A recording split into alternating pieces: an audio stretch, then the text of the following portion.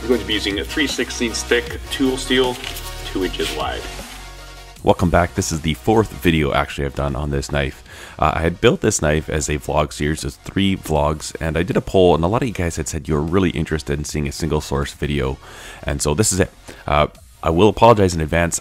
A lot of the video clips that I'm using for this video, they're not actually the original clips that I had filmed. That somehow I deleted those. I thought I was saving everything very carefully. So particularly like the very first vlog, I don't have any of the original clips for that. So all the footage to make up. Some of this video was pulled right out of the vlog. So my apologies for that, but I think it's still usable. I think we still have enough. So we're going to start this build out just like we do a lot of other ones, just making a drawing.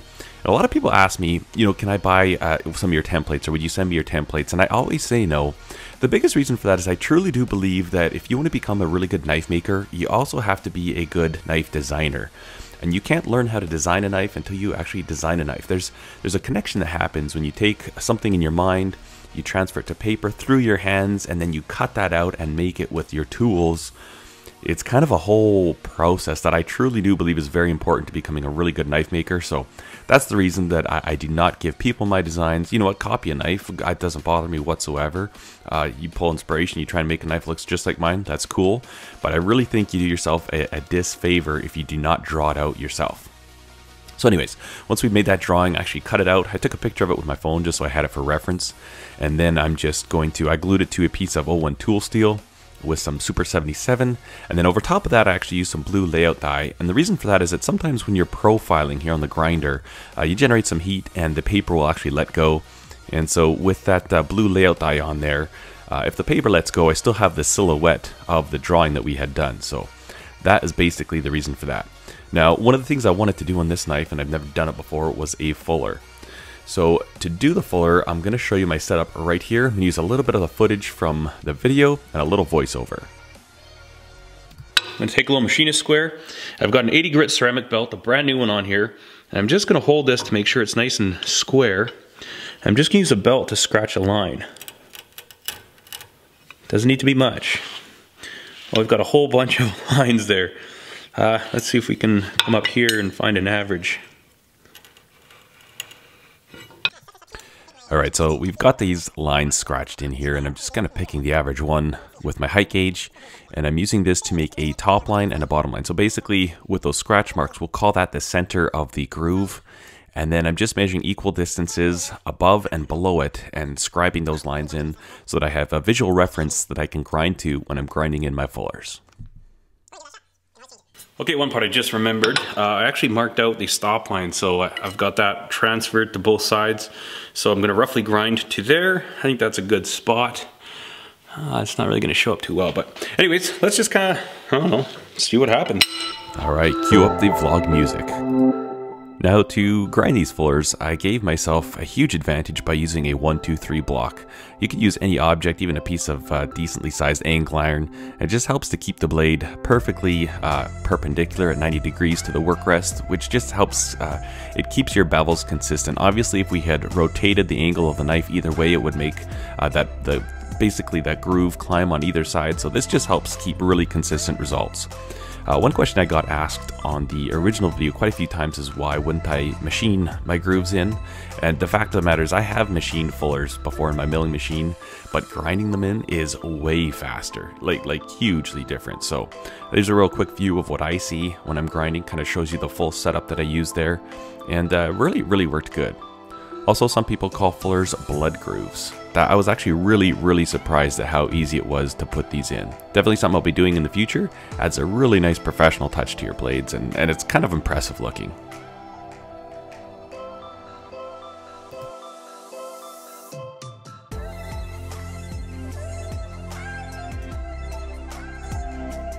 Alright, so now we've got our fullers done. What we're going to do is we're going to mark in how high we would like our grind to come.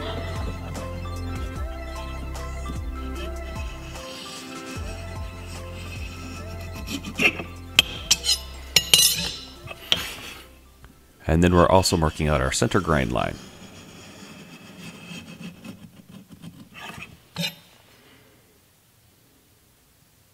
Okay. Now, one of the other design elements that I had wanted to incorporate with this knife was that I really wanted a convex grind.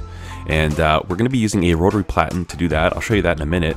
But before we do that, I'm actually grinding the bevels in as a flat grind first. And I'm taking them about 80–85% of the way, maybe even 90. And the reason for that, well, let me explain.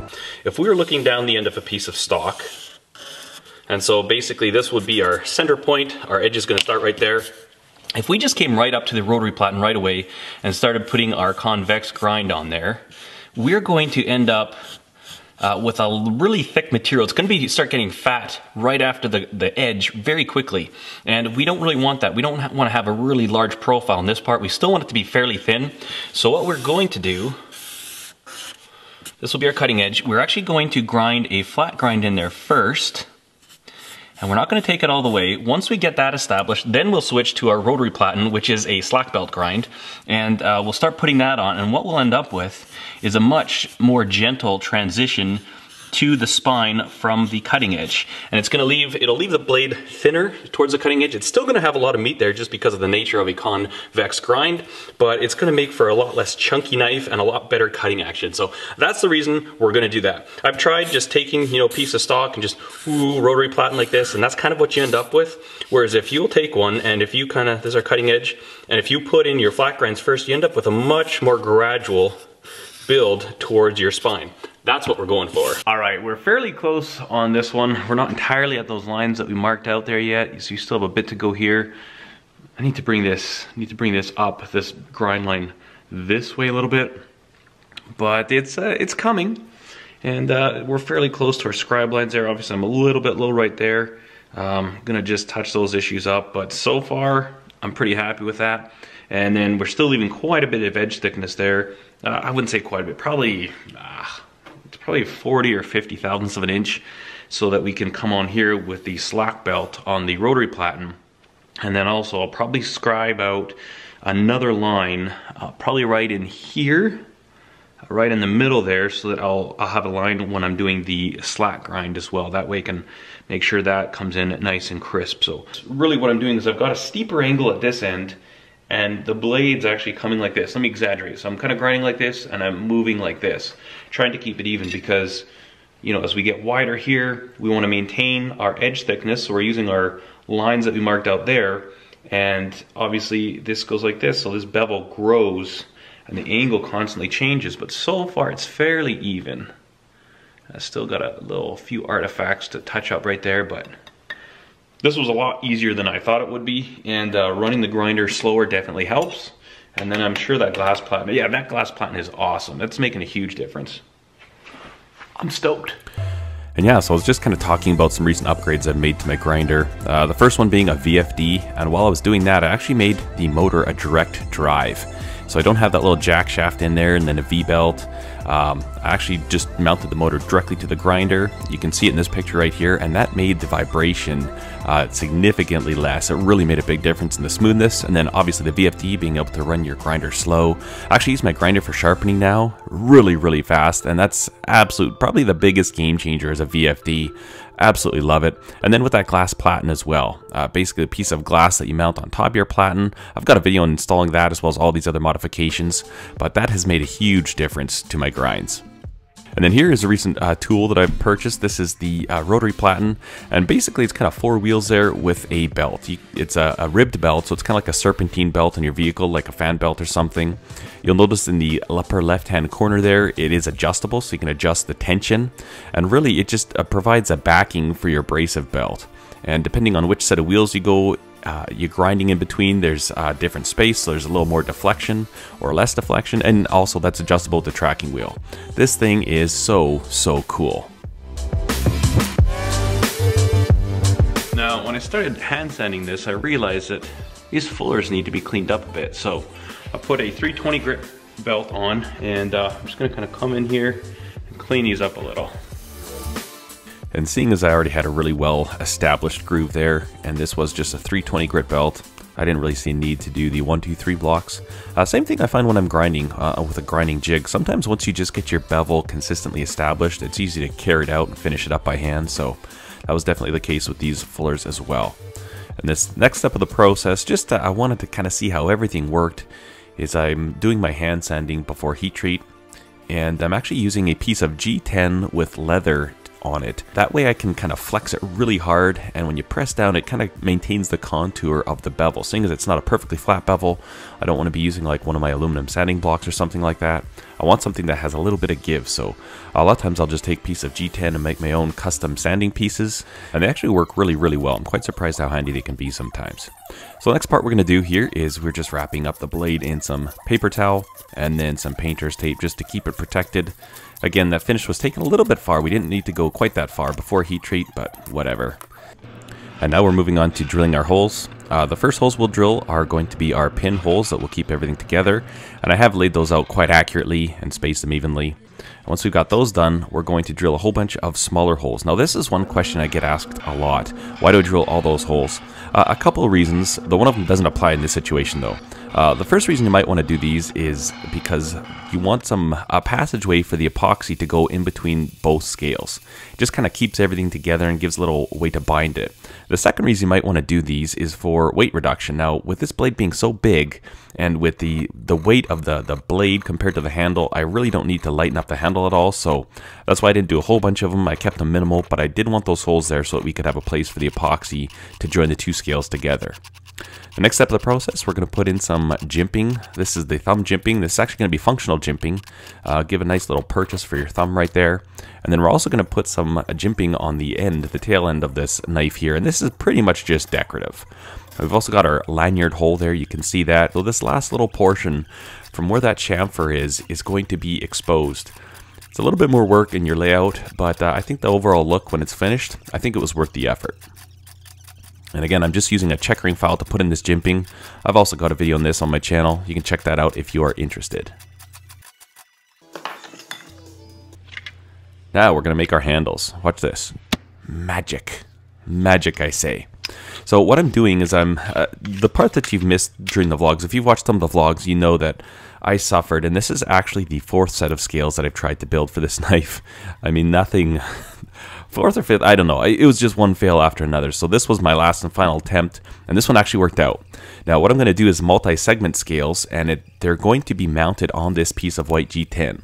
So I was really kind of getting low on my inventory. All I had left really was orange and green G10. This is 1/4 inch. So I'm just marking out a couple of different squares. I'm going to cut those out again with some magic. Ready? Boom. Okay. So now we've got those kind of cut out. What I'm going to do is I'm going to head over to my grinder, and using 1, 2, 3 blocks right there, you can see I've took a machinist square, and I've got that 1, 2, 3 block squared up very accurately with the platen, and that way we can square up all these blocks. First, we'll have a nice place to start, and then once we've got everything squared up, I wanted something a little bit different. I didn't just want to put them together, so I'm actually going to kind of do a dovetail type pattern. And to do that, again, I'm just going to use that 1, 2, 3 block. And I measured out, I don't know, I just guesstimated. It wasn't even a 45 degrees, I think. I don't know.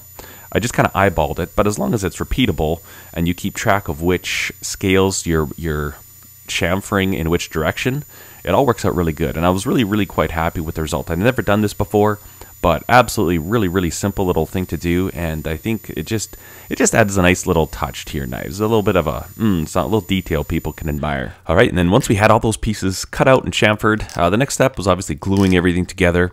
All I've got here is a piece of steel in my vise. I'm not sure, it's like 3/8 steel, and I've wrapped a piece of parchment paper around it. That just allows the glue to not stick to the steel plate. You can kind of make all the adjustments and move stuff around. And then here I'll show you my clamping setup. That's exactly how I did it. Basically 2 clamps on each segment, and then I used the clamp to kind of keep everything squeezed together. You just really have to be careful not to pull too tight, because each one of those joints is kind of like a little ramp, and if you crank it too high, you'll actually lift the pieces up. So thankfully this actually worked out. I was quite nervous that it wouldn't. Again, this was like my 4th set of scales. And when I used to drill the holes to match the tang to the scales, I used to do each hole one at a time. I'd use one of the pins as like a locator pin. But now all I do is I take these cant twist clamps, and they're nice because they're really low profile, super strong, and I'll kind of trace out just to give myself a visual reference for future steps of the process. But when I go to drill them, I use 1, 2, 3 blocks to kind of lift the whole issue up off the table of the drill press. And then, like I said, with the clearance of those cant twist clamps, there's clearance for the drill chuck there. And I just drill all these holes at once. I don't have to worry about my pins, and everything stays nice and true. It is an absolute time saver from the old process I used to use, and really glad I kind of figure this one out. So we're also drilling our little hole here, the 1/4 inch for the lanyard. And that hole is actually not going to be complete. We're going to end up kind of grinding it down. You can kind of see the line behind the drill bit there. That's going to be where our scales end. And so that hole will be just partially visible. And we're just going to drill that out a little bit more so we have clearance. We've got a 1/4 inch hole in the tang of the knife, and I wanted a slightly larger hole in the G10. Next, we'll just cut it all out in the bandsaw. And there's that part. That's the bottom part that we were cutting off there, like I showed you. So you see the holes kind of there. What I just talked about, you can see it right there. And then one of the last steps of the process before glue up, we're going to put 45s. There's a very angular design, the handle on this knife. And so we're just chamfering 45 degrees. And to do that, I just have a piece of wood that I've cut to 45 degrees. Go figure. And I'm just using that. I'm just holding the G10 against it. And I've kind of marked some lines on there in some pen. And I just grind to those lines, you know, kind of get it pretty close on the grinder. Once that's done, I'll take and hand sand it and actually get really, really consistent results. Very simple, but really nice, clean look, and works well. And again, this part of the process you really want to do before glue up, because once you've got a blade sandwiched in between these two halves of the handle, really hard to get in there and get a nice finish on those parts without affecting your blade. And again, since the butt of the blade is going to be sticking out, the tang is coming past the scales, I had to do that for the bottom side, the butt, the whatever you call that part of the knife. Now we're just going to throw it in the heat treat oven. And to heat treat this sucker, I did, well, it went up to 1475 for 25 minutes. And then I had to use this piece of clown donkey, and then I had to use this piece of aluminum baking pan. Not the best way. I mean, it worked fine. The heat treat was totally cool, fully legit. But when I went to move that, I had a mess all over my garage. I don't recommend those. And then after heat treat, we polished all the scale off of there. I made myself a little tiny piece of Teflon I had, turned it down to the same diameter as the inside of the fuller there. That way I've got like a little radius sanding block for cleaning that up. Really want a nice finish on that fuller. And so really we're kind of going, I think I went everything up here up to 400 grit. And then I also put a kind of a buff on the fuller itself. I didn't buff the rest of the blade, just the fuller, so it kind of has a little bit of an accentuated pop. I think it turned out pretty cool. And then we'll just clear out, this is the lanyard hole. Really want this to be nice and clean and crispy before we glue everything up, because that will be a visible part of the knife. And then we're also going to hand sand the back end of the knife there just to give it the nice grained look. And then here we are just polishing those fullers, and I'm just using black compound on one of those aggressive wheels. And what I'd done was I polished the fullers, and then once those were polished, I went back and I hand sanded the rest of the blade, just so that those fullers were accentuated with the shine, just a little bit more than the rest of it, just kind of helped them stand out a little bit and make them just sort of pop. And so with all that out of the way, basically the blade is ready for glue up. And I use a DevCon 5-minute epoxy. There's a lot of different options to use. That's the one I like for certain applications. I've got some other stuff I use, but in this case, in this project, all I used was the DevCon 5-minute. Works really, really well. And then the pin material that I'm using is just black phenolic pins. And again, obviously I matched the holes that I drilled and everything to the diameter of those pins.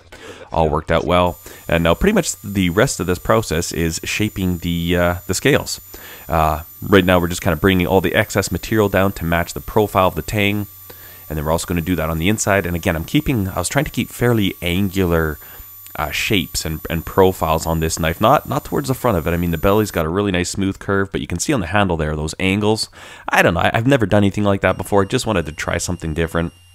And then we're also going to do a Coke bottle type profile here. And one tip I would offer is that, I'm not sure if you can tell or not, but you kind of see I've got some pencil marks marked into the handles there. And I've done that to both sides of the knife, as well as given myself a depth mark, basically how deep I want this grind to be. And I find that really helps in getting nice, consistent, and concentric scallops on both sides of the knife. Anytime you're doing a layout, always think of different ways that you could maybe just make a pencil mark that's consistent on both sides. Visual references to work to make all the difference in the world. I used to try and grind my knives like doing Coke bottle handles freehand, and eventually you'd get it, but my goodness, it took so long, and you'd overcorrect one, you'd have to overcorrect the next one to match it, and it's nice when you've got some visual markings that you can just work to. So once we had the big scallops and the swoops done in there that consist of the Coke bottle type shape, then we're basically just going to take it to the small wheel here, put the 45s in. And one thing I like to do when I'm working on these, I like to basically when I'm done on the machine, I want to have very hard angular lines. Like you can see here, those bevels there at 45 degrees. And it's nice because it's a lot easier to get those consistent on both sides of the blade than a radius. And then obviously a radius is much easier to put in slowly and safely and consistently by hand. So even when you're doing 45s, you can actually measure those out, which really helps. So basically the rest of the process here is sanding. And I took this one up to, I went up to 400 grit with the emery cloth rolls. And then once I was done that, I just took a piece of 600 grit sandpaper and just kind of went over the whole thing by hand, just kind of freehand sort of. So that worked out really well. And then the very last thing is sharpen it. And again, like I said, I'm starting to use my rotary platen to do the sharpening. And this is especially nice because we can put in a convex secondary bevel, a convexed secondary bevel to match our convex grind. A lot of strength from a convex bevel. And what I'm doing is I'm working through, I think I started with a 120 grit ceramic belt, which seems really coarse, but I only did a few passes with that. And right now here I'm working up to, I think I'm at a 600 grit, nope, this was an 800 grit aluminum oxide.